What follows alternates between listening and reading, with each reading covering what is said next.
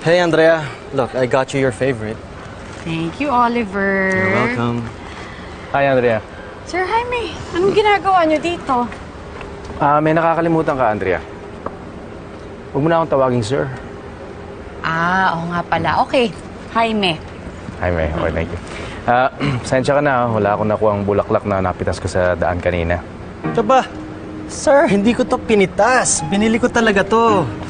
Kayo ba? Anong dala niyo para kay Andrea?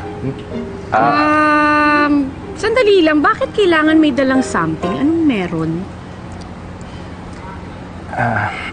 May surprise ako sa'yo. Baka nasa loob na. Ha? Ano yun?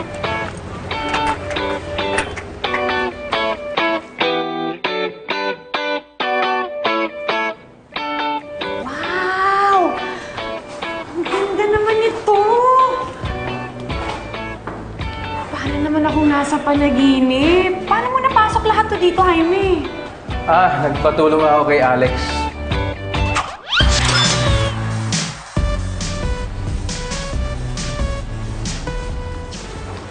Jaime, salamat ha. Sobra to. Ano pang okasyon? Andrea, wala. Pero this is one way for me to apologize dahil nung iniwanan kita dun sa San Isidro. And I also want you to be happy. Well, money can only buy temporary happiness. At least ako, kaya kong paligayahin si Andre gamit ang mga simpleng bagay lamang. That's true, Andrea. But I believe one should not be bitter kung gusto niyang paligayahin ang ibang tao. Bitter? Ako? Come on, Sir Jaime. Alam ko naman na mayaman kayo, pero hindi mabibili si Andre ng pera niyo, sir. Teka lang. Hindi naman ako for sale, ha?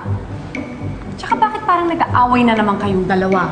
Di ba may usapan tayo? Friends na kayo? No, ako, inaamin ko, Andrea, na I'm trying to win you back. At syempre, hindi ako magpapalamang sa iba mong manliligaw dyan. Anong ibang manliligaw? Saan? At bakit hindi ako na-inform? Ako, Andrea. I'm sorry kung hindi pa obvious. Kung gusto mo, padadalang kita ng memo kay Patricia. Gusto kita. Gusto kitang maging girlfriend ko. Excuse me lang.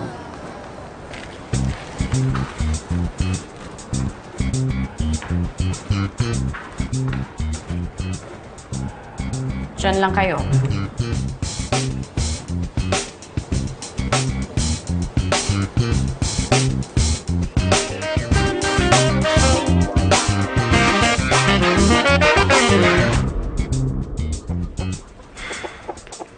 Diyos ko, Lord. Tama ba yung narinig ko? Nililigawan ako ni Boss Yami? Gusto daw niya ako? Paano? Saan? Pero bakit? Kaloka. Chiki, hindi ko na mapigilan yung sarili ko. Kailangan ko na ilabas to. Andrea! Andrea, okay ka lang?